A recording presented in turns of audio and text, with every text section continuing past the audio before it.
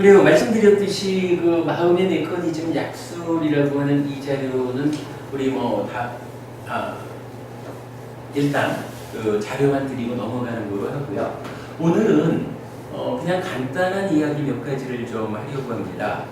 제가 내일 요 방송국하고 인터뷰가 좀 계획이 되어 있어요. 그런데 저한테 질문 주제를 주셨는데 그 주제 중에 몇 가지가 앞으로 우리 해피법당이 해피설법회가 어떻게 방향을 잡아가야 하는가라는 그 적절한 질문을 해주셔서 그 질문이 굉장히 좀 양이 많습니다만은 그 중에 몇 가지만 좀 뽑아가지고 그냥 설법의 이야기이기도 하고 중간에 몇 가지는 제가 일단 이렇게 답변을 해봤지만 법원님들하고 함께 우리 해피법당, 부산법당의 그 앞날의 계획 이걸 좀 같이 의논하는 자리로도 삼아서 이렇게 말씀을 드려보고 싶습니다. 시간은 아직 좀 괜찮죠?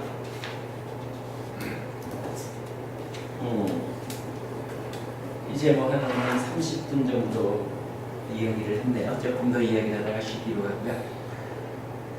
자, 우선 한 가지 이런 질문이 있었어요. 해피법당 선원장 해피스님, 아마 이런 질문 많이 받으셨을 것 같아요. 스님 본명이 진짜 해피예요? 라는 질문이요. 어떠세요 스님? 하면서 해피의 의미에 대해서 말씀해달라고 하셨어요. 그래서 제가 이렇게 좀 적어봤습니다. 사실 해피라는 말은 출가 전에 제가 만든 말입니다. 제가 신자로 살면서 주목했던 것이 당시 김수환 추기경님을 중심으로 천주교에서 내 탓이요 운동을 하였는데 이 운동이 대중에 대한 흡인력이 매우 강했다는 것이지요. 그래서 저는 불교에도 대중하게 친근하면서 강한 흡인력을 가지는 말이 필요하다고 생각하였는데 어느 날 문득 풀해와 저 피를 붙이면 모두가 바라는 해피가 된다는 데에 생각이 미친 것입니다.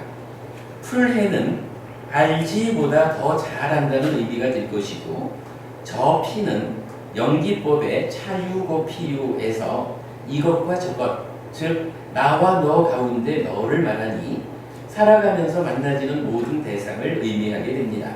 그래서 해피는 대상을 잘 알기 또는 대상을 바로 보기라는 의미가 되지요. 그런데 바로 보기는 한자로 말하면 정견이 되고 정견은 팔정도의 시작입니다. 아시다시피 팔정도는 부처님이 제시해준 고멸, 즉 행복으로 이끄는 길입니다. 팔정도의 실천을 통해 행복해지는 것입니다. 해피해지는 것요. 결국 해피는 대상을 바로 보는 삶을 통해 행복해지자는 것이고 달리 말하면 팔정도의 실천으로 행복한 삶을 실현하자는 의미를 갖게 됩니다.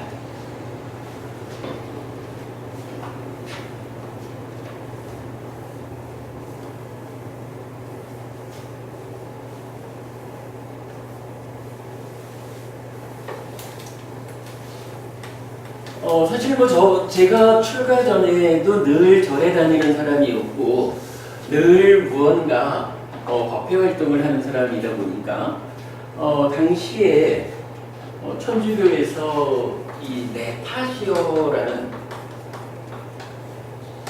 이런 운동이 있었죠. 사실 저는 그때 조금은 좀 다른 눈으로 쳐다보기는 했었어요. 네타시오라고 하는 거 이거 천주교에서 할 말인가? 원래 불교에서 써야 되는 말 아닌가? 아무래도 천주교, 기독교 이러면은 창조주 하나님, 하나님의 뜻에 의해서 운영되는 세상 이래가지고 따지자면 어떠한 상황이 누구의 탓입니까? 그러면은 하나님 탓, 하나님의 뜻에 의해서 결과된 것 이렇게 본다면 불교는 그야말로 내가 주인공이 되어 사는 세상이니까 잘했든 잘못했든 어쨌든 내 탓이다 이렇게 말할 수 있는 교리적인 근거가 있다. 뭐 이런 측면에서 내 탓이요 이거 불교가 써야 되는 말 아닙니까? 이제 이런 말을 좀 한 적은 있는데, 그러나 뭐 현실적으로 천주교가 내 탓이요라는 이 구호를 통해서 따지자면 천주교 내의 어떤 사회 운동을 했다 이렇게 보아도 좋을 거고, 제가 알기로는 이 말 한마디가 많은 사람들을 천주교도로 만드는 아주 강력한 흡인력을 발휘했다 이렇게 이제 기억을 하고 있어요. 그래서 제가 그 당시 저는 이걸 보면서 불교에도 무언가 이렇게 강한 흡인력을 가지는 어떤 구호가 있어야 하지 않을까라고 생각을 했는데, 어느 날 문득 그런 생각이 드는 거예요. 우리 여러분 왜 신해행증이라는 말이 있잖아요.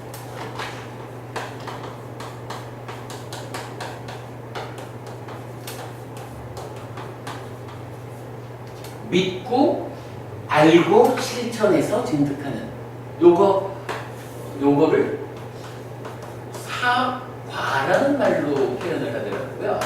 그러니까 네 가지 과정 그거죠. 뭐 타당한 얘기죠. 뭐 어차피 불교 신자가 믿고 교리 공부 배워서 알고 배운 대로 실천하고 그럼으로써 행복한 삶을 실현하자. 신의 행증이라는 말이 딱 맞는 말이죠. 요즘에서 요 해라는 데에 제 신경이 딱 제가 이건 주목을 한 거예요. 그런가 하면 불교 교리에서 연기법을 빼놓고 또 말할 수 없잖아요. 연기법 어떻게 나오나요? 차유고피유.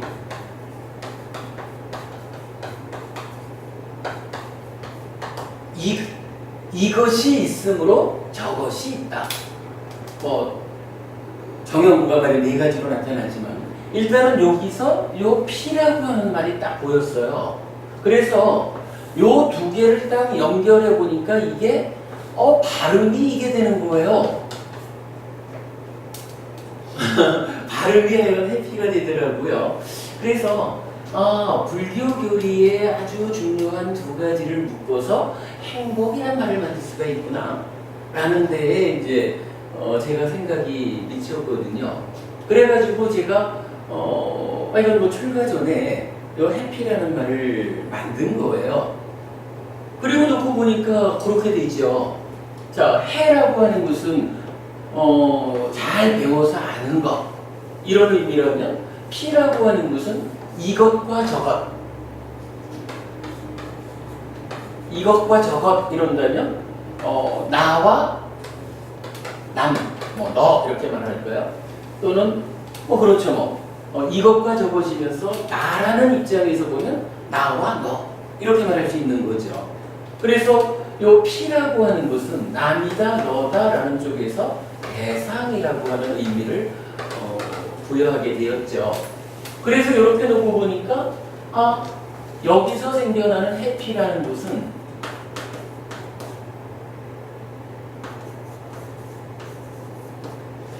대상을 잘 안다는 거니까 잘 알자 대상을 바로 보자. 대상에 대해서 바로 보기라는 의미를 갖는구나. 이렇게 이제 찾아냈어요. 그런데 요 바로 보기라는 말을 보니까 이거 한자로 옮기면 정견이거든요. 근데 정견은 뭐냐 하면 정견부터 시작해서 정으로 끝나는 8가지로 구성된 8정도더란 말이죠. 근데 이 8정도는 뭐냐 하면 우리가 아는 거지만 부처님은 나는 오직 고와 고멸을 말할 뿐이다. 고와 고멸을 말하는데 고라는 것도 원래 있는 게 아니라 조건지어진 거다. 괴로움을 일어나게 하는 것. 그런가 하면 고멸이라고 하는 것도 원래 고멸인 건 아니죠. 바로 팔정도라고 하는 고진멸도 도성제를 가지고 가래라고 하는 발생 원인을 소멸하는 거죠. 그래서 고멸이 실현되는 거. 요거 사성제라는 거잖아요. 불교교리에 이건 진리라는 말로 나타나는 유일한 거 우리가 늘 말하는 거죠.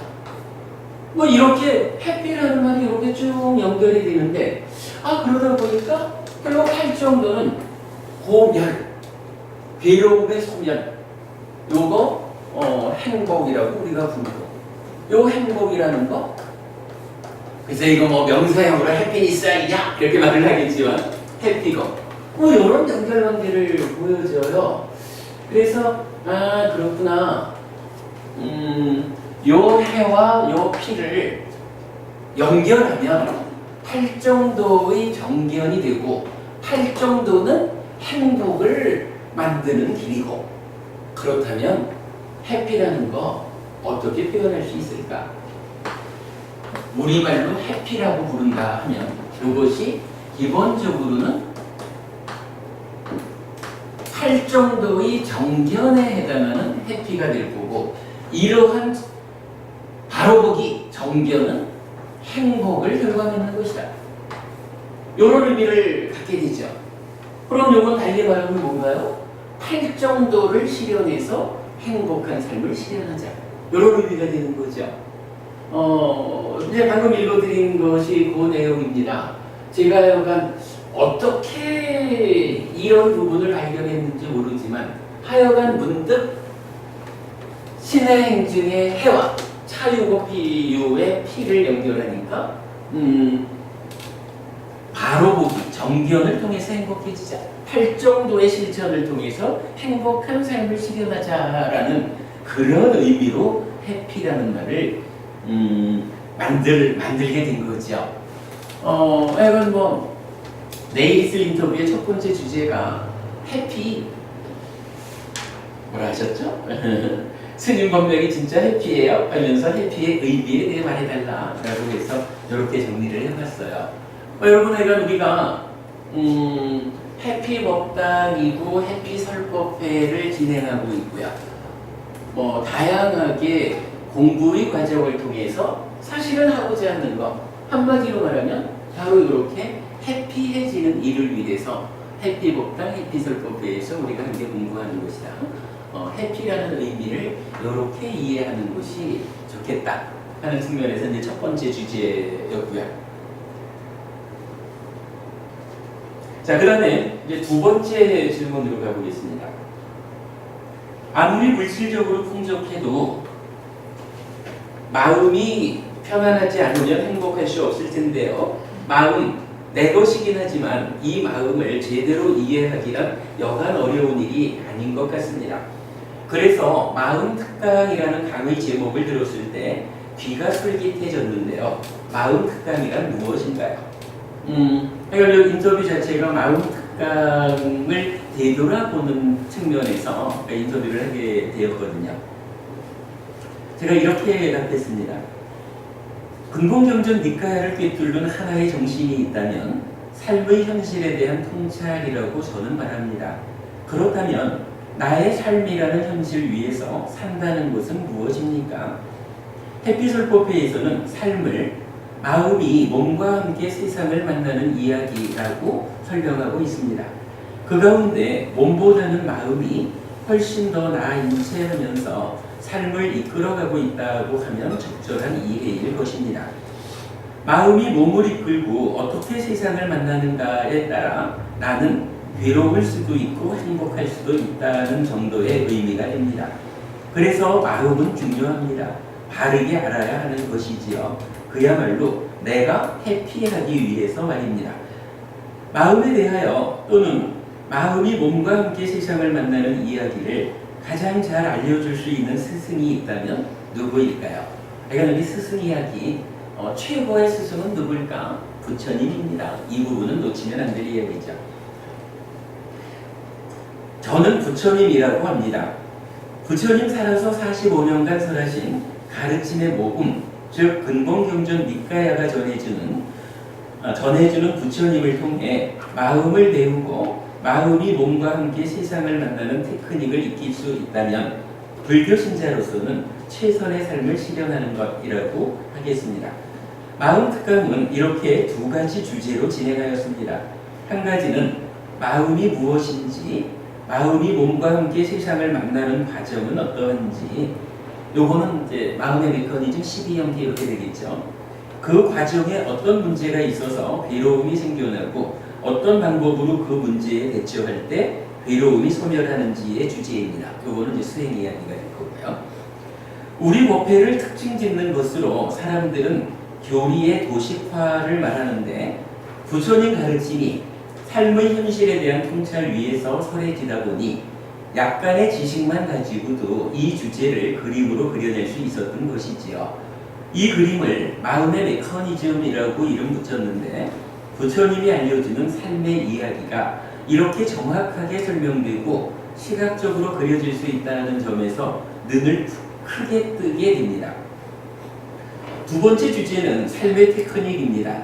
첫 번째 주제에 깊이 접근하기 어려운 분들에게도 부처님은 행복한 삶을 안내하는 스승이시다 보니 불교의 신행을 통해 괴로움을 만들지 않고 행복을 만드는 삶의 기술을 알려주신 것이지요. 5개 보시 수행의 세 가지 공덕행으로부터 믿음, 보계, 희비, 오따빠, 배움, 보시, 지혜의 7가지 재산에 이르기까지 3가지로 된 것, 4가지로 된 것, 5가지, 6가지, 7가지로 된 것 등 행복을 만드는 삶의 기술을 알려주셨는데, 우리 법회가 정리해서 삶의 테크닉이라는 말로 주제화한 것입니다. 이렇게 두 가지로 우리 법회의 그 방향성, 큰 영역을 정리하고 있다라는 거 이참에 알려드리는 거죠. 마음은 워낙 중요한 것입니다.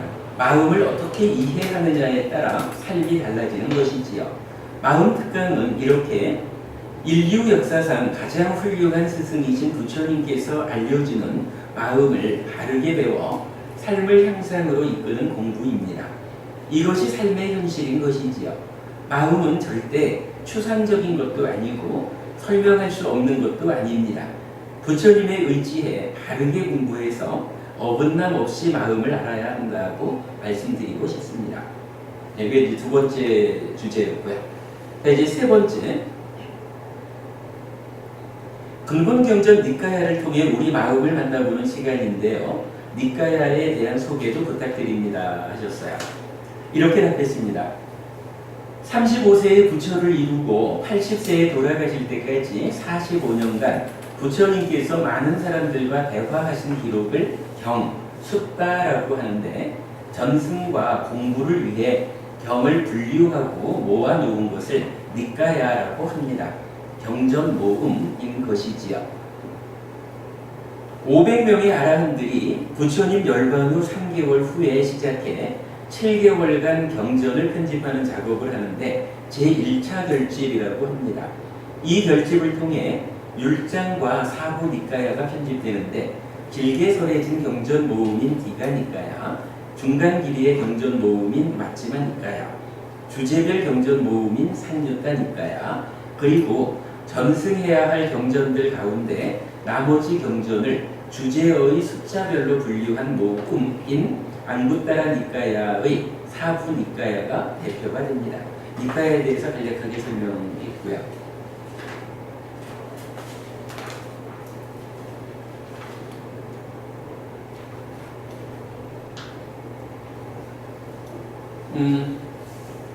자, 9번째 주제인데 질문이 이렇습니다. 해피법당 부산법당에서 강의가 이루어진다고 하셨는데요. 부산법당에서는 어떤 강의가 진행되는지 궁금합니다. 우리가 이제 의논해야 될 부분이죠. 일단은 이렇게 답했어요. 우리 법회에서 공부하는 법우님의 발언으로 해피법당 부산법당이 마련되었고, 어제부터, 오늘부터 이곳에서 법회가 시작되었습니다. 해피설법회가 화요일 저녁 7시 30분부터 2시간 동안 열리고, 마음 특강의 연장 과정이 당분간 화요일 오후 2시부터 3시간 동안 진행될 것입니다. 그리고 이제부터 준비해서 9월부터는 월요일 낮 시간에 새 출발 법회, 일요일에는 일요 법회를 운영할 계획입니다. 매주 일요일과 월요일 그리고 화요일에 걸쳐 법회가 진행되는 것입니다. 이제 10번째 질문입니다. 해피술법회와 마음 특강에 이어지는 강의뿐만 아니라 새 출발 법회를 준비하고 계시는데요. 새 출발 법회에 대한 좀 더 자세한 말씀을 부탁드립니다. 이런 이야기죠. 우리 법회가 어떠한 방향성, 어떤 영역을 소화할 것이냐라고 할 때 한 가지는 해피솔법회를 중심으로 그야말로 쉬운 공부라는 부분 좀 덮어두고 정확한 공부를 통해 부처님 가르침의 진정을 찾자. 요 한 가지 영역이 있는가 하면 그렇다고 모든 사람들이 다 이 어려운 공부를 해나갈 수도 없지요. 그러다 보니까 조금 이따 나타나겠지만은 우리가 해피설법회를 통해서 정확한 공부를 하면 이 공부를 통해서 우리가 만들어내는 성과가 있을 거라고요. 그러면 사실은 대부분의 불교 신자에게는 정확한 공부를 통해서 성과를 만들어내는 일보다는 이 공부를 통해서 만들어낸 성과를 정확하게 찾아진 성과를 그 성과만 삶에 접목해가지고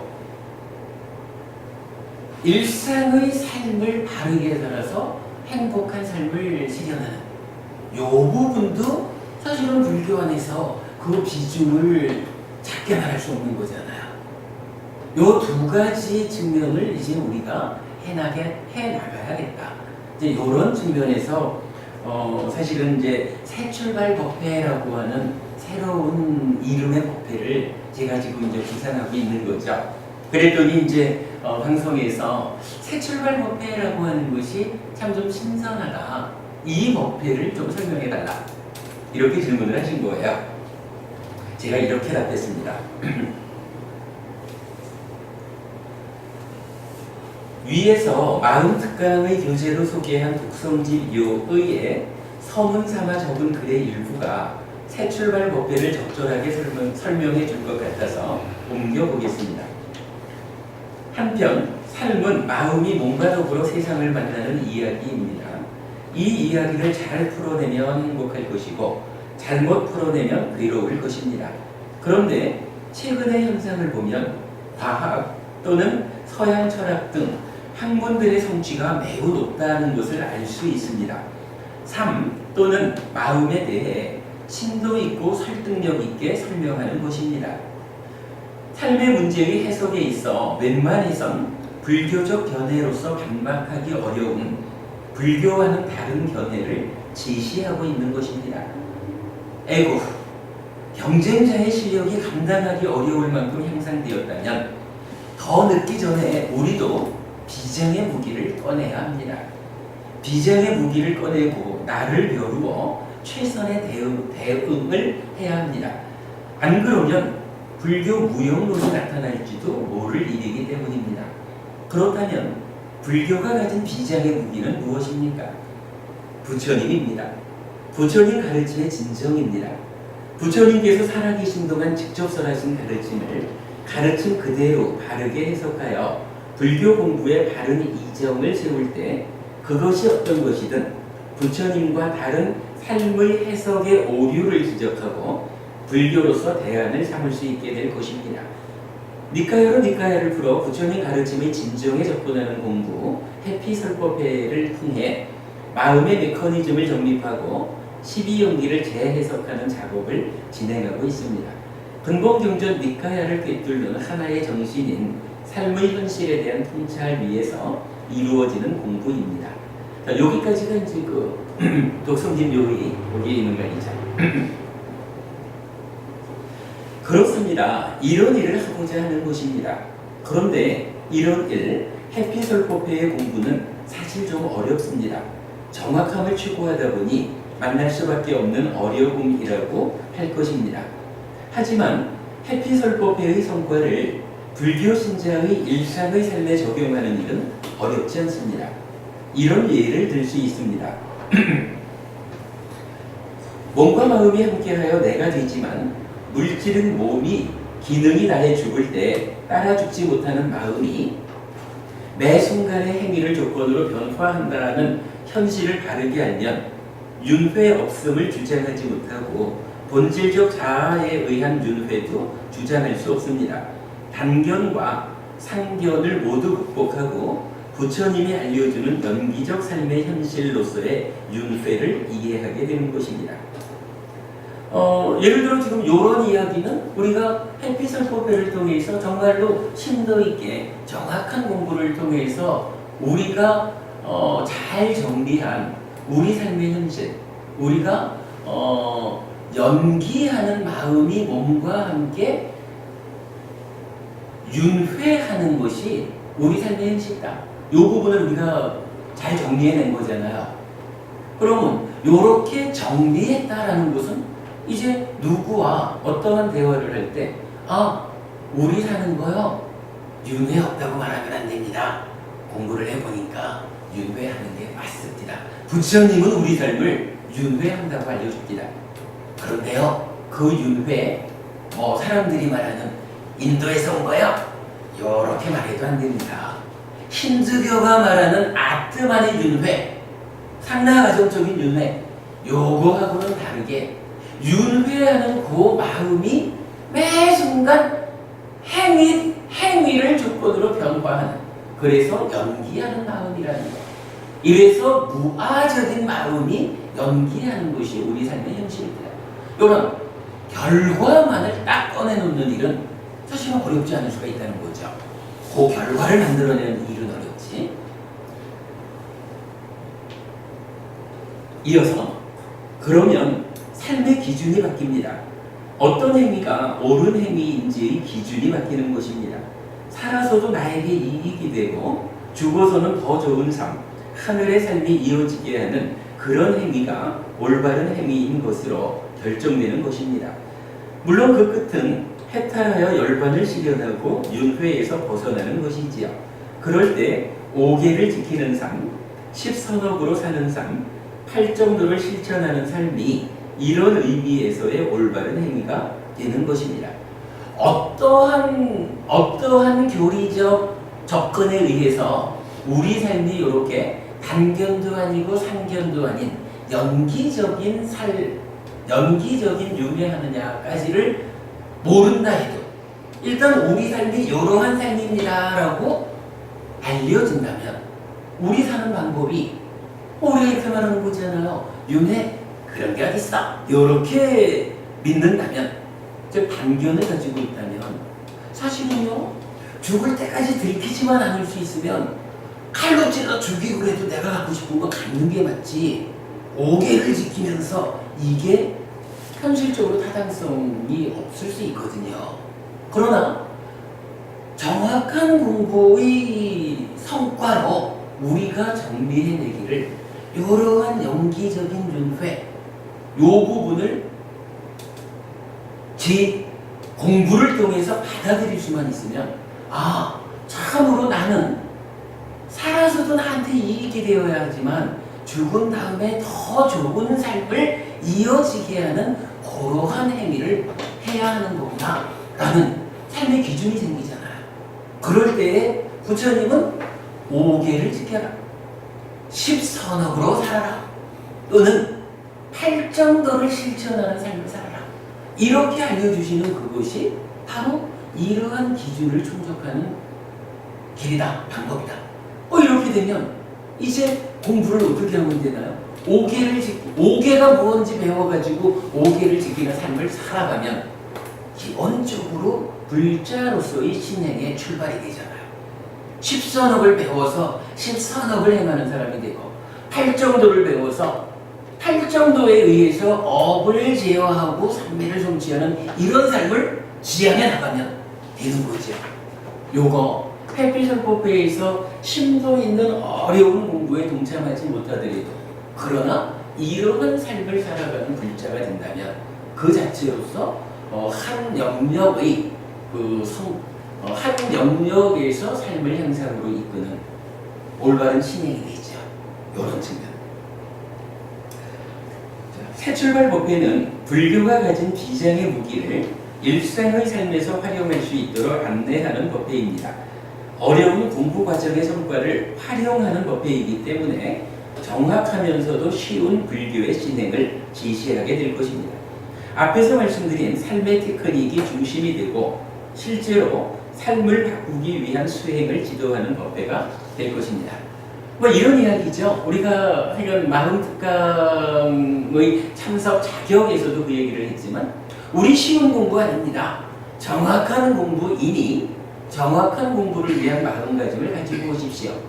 이렇게 이제 참가 자격을 공지했었죠.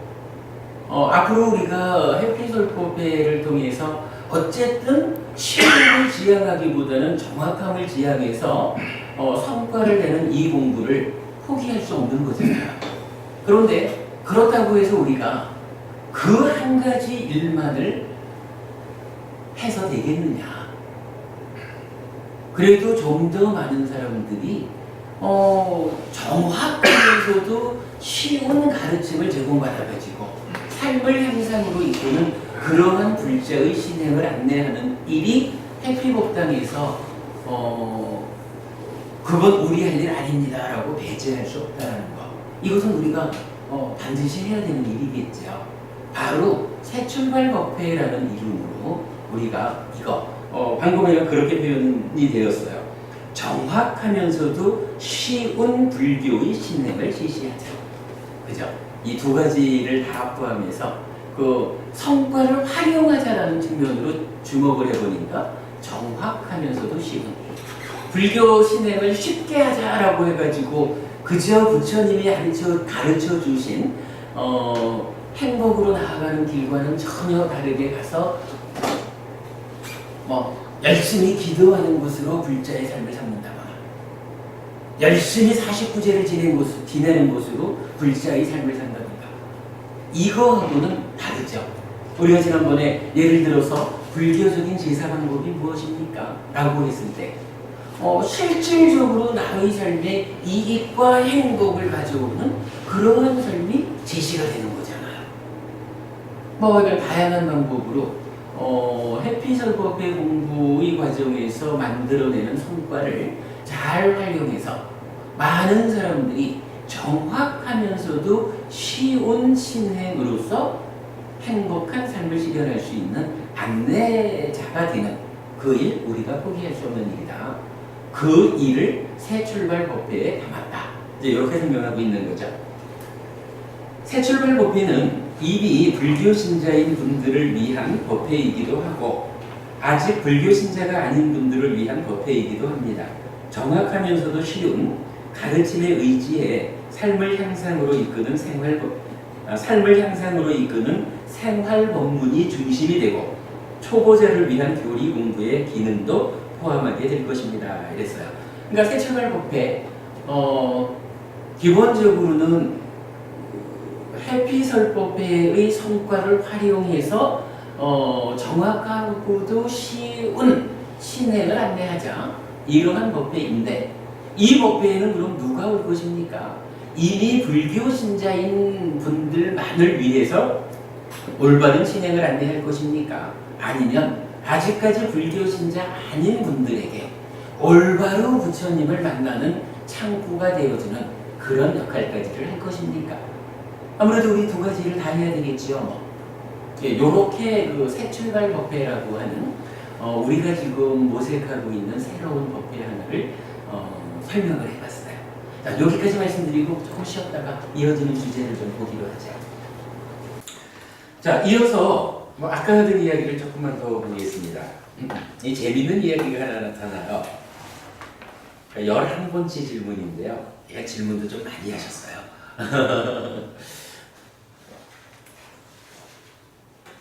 니까야에 의지해서 불교 공부를 시작부터 새롭게 하는 법회인데요. 그러니까 새출발 법회. 오늘을 살아가는 우리들이 2600여 년 전에 부처님께서 설하신 내용을 담은 니까야를 공부해야 하는 이유는 무엇일까요? 이 참 어찌 보면 이거 답변하기 참 곤란한 질문이에요. 아니 부처님이 2600년 전에 돌아가셨는데 세월이 얼마가 변했는데 지금도 2600년 전 그대로를 붙잡자고 니까야 합니까? 이렇게 질문할 수 있는 거거든요. 제가 그냥 답변을 해봤어요.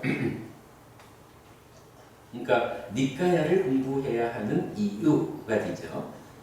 부처님은 완전한 깨달음을 성취한 분, 정등각이어서 부처님의 가르침은 삶을 향상으로 이끄는 완전한 가르침입니다.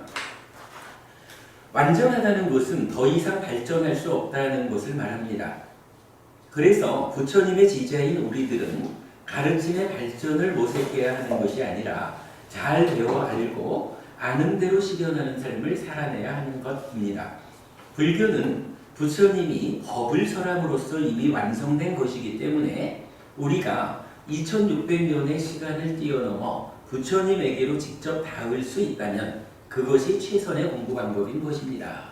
우선 이렇게 표현을 했는데 만약에 2600년이라는 세월이 좀 길어가지고 그 사이에 인간들의 삶이 이러저러한 조건의 변화가 있으니 가르침이 달라져야 하지 않느냐? 지금 우리 삶에 맞춰서 뭐 이렇게 말할 수 있어요. 그리고는 이제 보통은 그런 경우를 뭐라고 말하나요? 교리의 발전 이렇게 표현을 하죠. 그런데 우리가 심각하게 보아야 하는 것이 부처님이 누구냐 하면 우리가 부처님을 믿는 근본이 뭐냐 하면 부처님은 완전한 깨달음을 성취한 분이거든요. 그래서 그 부처님이 설한 가르침은 완전한 가르침이거든요. 완전하다라는 것은요, 숫자적으로 표현하면 100점짜리라는 거거든요. 만약에 세월이 가면서 이러저러한 조건의 변화 때문에 그 조건의 변화를 수용하기 위해서 이 가르침이 변해야 한다면 이 가르침은 태생적으로 100점짜리 가르침이면 안 되는 거예요. 예를 들어서 시간이라고 하는 한 가지 조건에 대해서는 좀 배제하고 한 80%, 90%이 정도 되는 깨달음을 부처님이 가르쳤다. 뭐 이렇게 말할 것 같으면 2600년이라는 시간이라는 조건을 담아가지고 거기에 대응하기 위해서 교리가 발전해야 되는 필요가 있을 거예요.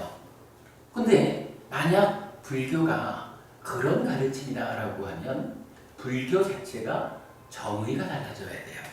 부처님 자체가 정의가 달라져야 돼요. 그러니까 시간이라는 조건에 의해서 발전해야 한다라고 말하는 그 순간 부처님은 누가 되냐 하면 완전한 깨달음을 성취한 분이 아니고 정등각자가 아니고 조금은 부족해서 제자들에 의해서 보완이 필요한 깨달음을 성취한 분 이렇게 되는 거거든요. 이거는 사실은 불교이고자 하는 정체성을 포기하는 거죠. 이렇게 표현한 겁니다. 불교는 부처님이 법을 설함으로써 이미 완성된 것이기 때문에 그저 이 표현이죠. 그러면 우리는 어떻게 해야 하냐면 2600년이라는 시간의 변화라는 요 조건 요거를 따질 게 아니라 우리가 2600년의 시간을 뛰어넘어 부처님에게로 직접 닿을 수 있다면 그것이 최선의 공부 방법입니다. 사실은 우리가 니까야 공부를 하는 이유를 한마디로 말하자면 요거죠. 2600년이라는 이 시간을 뛰어넘어서 부처님을 직접 만나러 가는 방법은 어쨌든 니까야가 뭔가요? 부처님 살아서 45년간 그 설하신 가르침의 모음이잖아요. 그 부분을 어떻게 해석할까의 문제는 일단 좀 차치하고 우리가 시간의 차이를 뛰어넘어가지고 부처님한테로 직접 닿아야 되는 거죠. 요거 사실은 불자인한 최선의 공부 방법이라고 봐야 되는 거죠. 자, 2600년이라는 시간이 길다면 긴 시간이지만 윤회하는 삶의 현실에서 바라본다면 그렇게 길다고 할 수만은 없는 시간이기도 할 것입니다. 2600년 전에도 사람들은 괴로웠고 괴로움에서 벗어나고자 하였듯이 지금도 사람들은 괴롭고 괴로움에서 벗어나기를 바라고 있습니다. 부처님이 나는 오직 고와 고멸을 말할 뿐이다 라고 말하는 이유라고 할 것인데요. 여기서 주목해야 하는 것은 괴로움이 원래 있는 것이 아니라 조건들에 의해서 생겨나는 것이라는 점입니다. 늘 말하는 거지만 여기서도 말했죠. 부처님은 오직 그러니까 부처님 나는 오직 고와 고멸을 말할 뿐이다. 그리고 고와 고멸의 조건 관계를 밝히면 불교 안의 유일한 진리 사성제가 나타나는 거죠. 이러한 그 고와 고멸이라는 점을 놓고 2600년 전에도 사람들은 괴로웠거든요. 그래서 그 괴로움에서 벗어나기 위해서 부처님한테 공부를 한 거잖아요. 지금도 사실은 그래요. 지금도 우리는 괴롭거든요. 우리가 지금 절에 다니고 불교 공부하는 것도 지금 우리가 처해 있는 요 괴로움에서 벗어나겠다라는 그 한 가지잖아요. 그게 불교 하는 이유지요.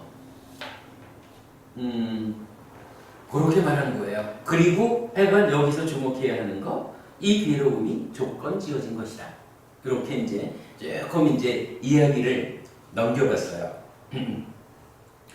2600년 전과 지금을 비교하면 아마도 물질적 조건들의 변화밖에는 특별한 다른 변화를 언급하기가 어려울 것입니다.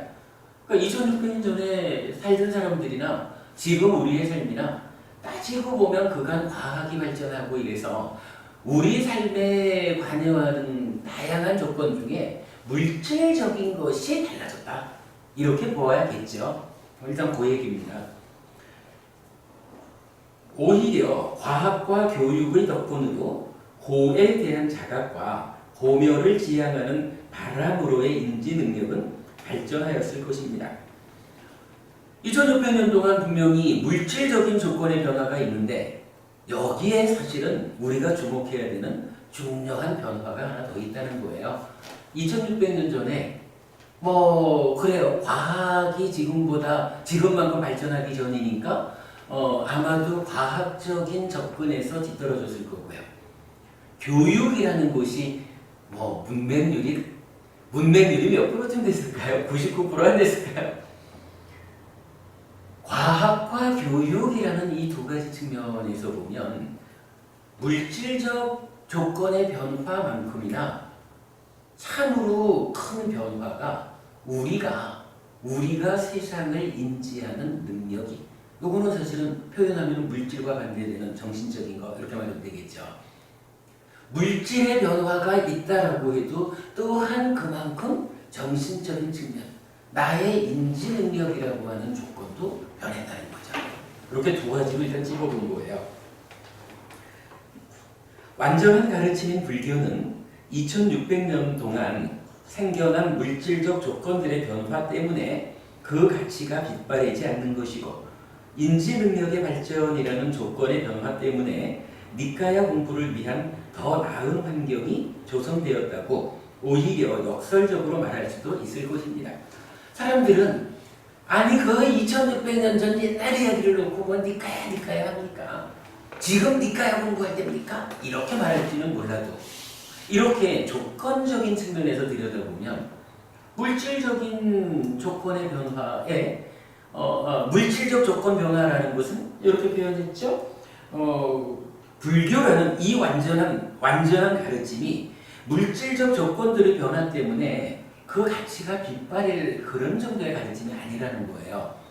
그런가 하면 또 한 가지 중요한 조건으로 이제 이 가르침을 공부할 수 있는 나의 인지 능력이라는 이 조건이 좋아졌잖아요. 그렇다면 2600년 전에 견주어 가지고 지금이라는 시점이 니카야 공부하기에는 오히려 좋은 상태가 되었다. 이거 좀 역설적이죠. 옛날 이야기 같은 걸 공부하자고 주장합니까? 라고 사람들은 말할지 모르지만 사실은 부처님이 완전한 깨달음을 성취한 스승이고 그에 의해서 설해진 이 가르침이 완전한 가르침이다라는 것이 맞는 거라면 우리가 여기에 대해서 믿음을 가진다면 사실은 2600년 전보다 지금이 니카야 공부를 하기 위해서는 훨씬 더 좋은 조건을 가지고 있다. 니카야는 오히려 2600년 전보다 지금 우리에게 더 훌륭한 삶을 안내해주고 있다. 니까야 공부를 지금 우리가 해야 된다. 이렇게 답하는 이야기죠. 이렇게 조건을 중심으로 서해진 불교는 시간이라는 조건과 물질적 조건들의 변화라는 조건에 적절히 대응하여 삶의 문제를 해결하는 실천적 대안으로 지금도 그 역할을 감당하고 있다고 하겠습니다. 그렇죠? 요거 뭐 타당하죠? 이렇게 제가 답변을 했는데, 아니 사실은 요 질문이 아주 예민한 질문일 수 있거든요. 제가 볼 때는 제가 이제 사실 늘 그 말을 하죠. 그 인지 능력의 향상에 의해서 우리가 지금 주석서 없이도 니까야를 해석할 수 있지 않느냐. 니까야로 보는 니까야. 인지 능력이 향상됐으니까 할 수 있는 거 아니냐. 제가 이런 이야기를 많이 하잖아요. 왜 지금 니까야를 공부해야 합니까? 라는 데서도 이러한 조건적인 측면이 훨씬 더 니까야 공부하기에 잘 어울리는 상황이 만들어졌다. 조성되었다. 이렇게 답변을 한 거죠. 12번째 질문은요. 니까야를 통한 불교 공부와 수행이 한 번에 이루어지는 새 출발 법회 초심자라도 가능할지 모르겠습니다. 물론입니다. 누구든지 인류 역사상 최고의 스승이라고 검증된 부처님에 의지해서 삶을 향상하려는 마음만 일으킬 수 있다면 초심자에게도 가장 정확하고 쉬운 삶의 방향, 삶의 테크닉이 이 법회가 될 것입니다. 오십시오. 환영합니다. 이랬어요. 아무래도 이 부분은 이제 그 해피법당, 해피설법회가 이제 크게 보면 그런 거겠죠. 그동안 우리가 우선적으로 해야 되는 일은 정확한 공부를 통해서 가르침의 진정에 접근하는 일이다.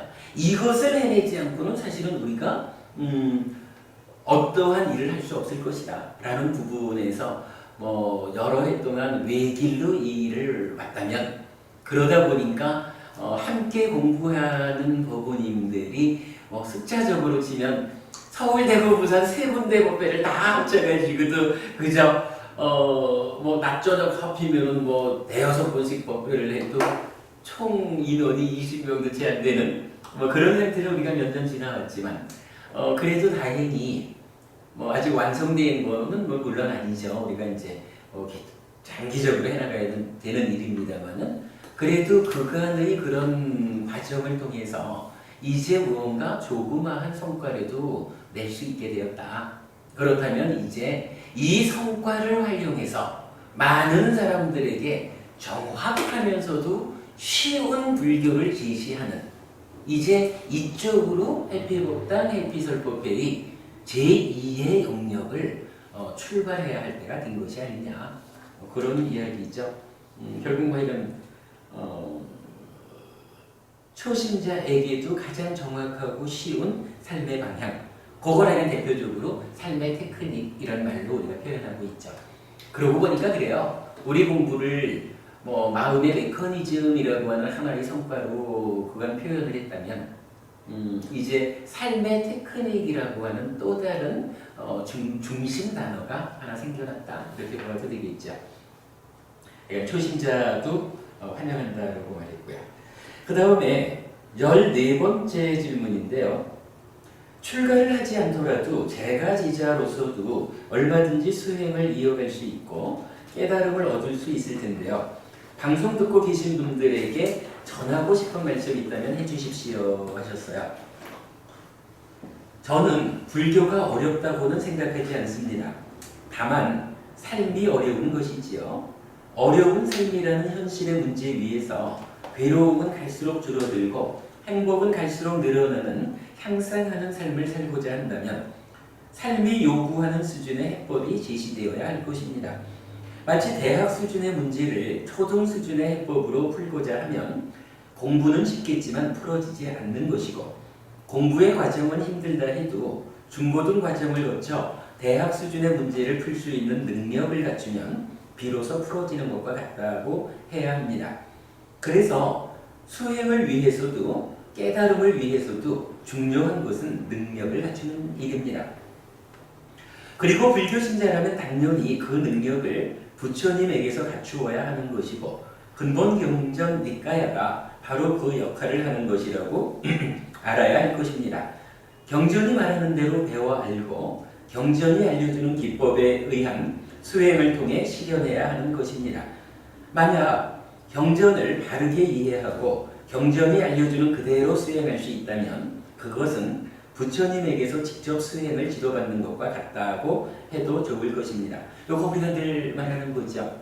경전을 잘 이해할 수 있고 경전 그대로 수행한다면 그것이 경전이 사실 그렇지 않습니까? 2600년 전에 부처님이 당신 제자들에게 수행 이렇게 해야 된다라고 당신 제자들에게 수행 지도한 곳이 모여져 있는 게 경전인 거잖아요.